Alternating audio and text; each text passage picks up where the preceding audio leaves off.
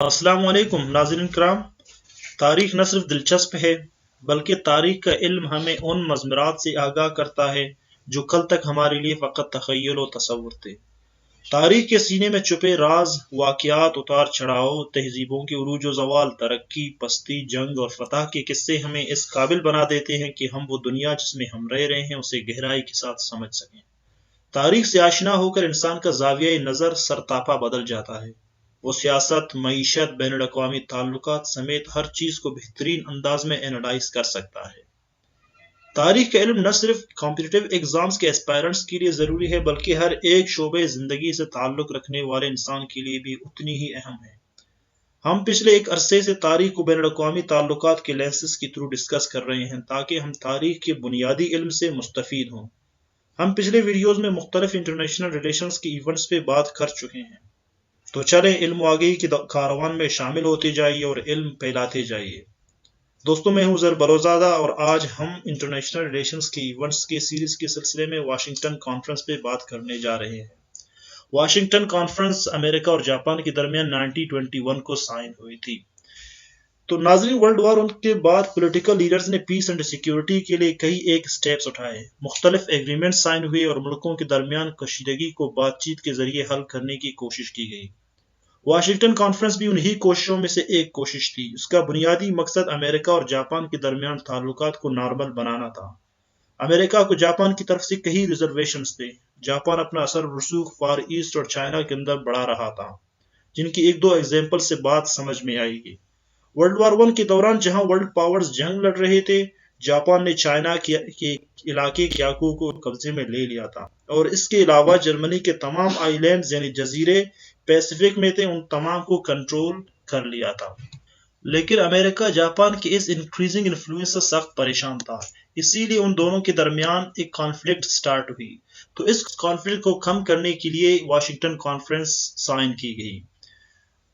Europe अब काफी कमजोर पड़ चुका था, तो अमेरिका चाह रहा था कि वो दुनिया के फैसलों का सरबराह बन जाए, लेकिन वो ये भी नहीं चाहता था कि वो इस पोजीशन को वार और कॉन्फ्लिक्ट के जरिए हासिल करे, बल्कि वो चाहता था कि अपनी पावर और इकोनॉमी के जरिए दूसरे तमाम मुल्कों को जो इस पोजीशन को रेजिस्ट कर सकते हैं उनको राजी कर लें।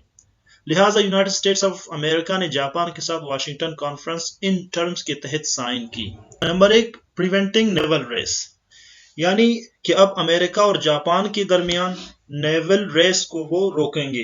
नेवल से मुराद सी पावर, सी कैपेबिलिटी, यानी वो इस कॉन्फ्रेंस पे इस बात पर एग्री कर गए कि जापान अमेरिका और बरतानिया की निस्बत अपनी नेवी 3/5 रखेगा, यानी अगर अमेरिका या ब्रिटेन के पास 5 शिप्स होंगे तो जापान 3 रखेगा।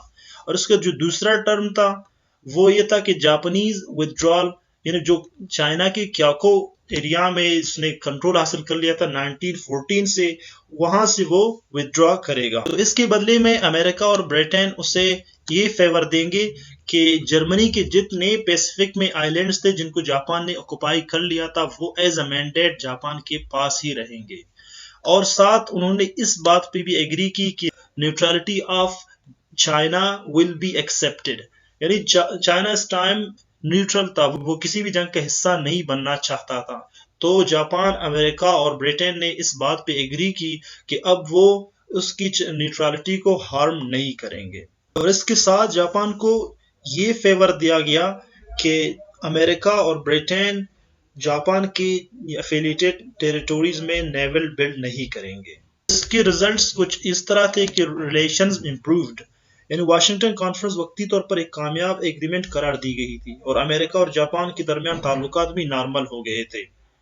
और जो जहां पे फार ईस्ट की बात थी उसका ताल्लुक था, तो वहां पे जापान की डोमिनेंट को एक्सेप्ट कर लिया गया, जो in terms of naval capability तीसरा दर्जा रखता था।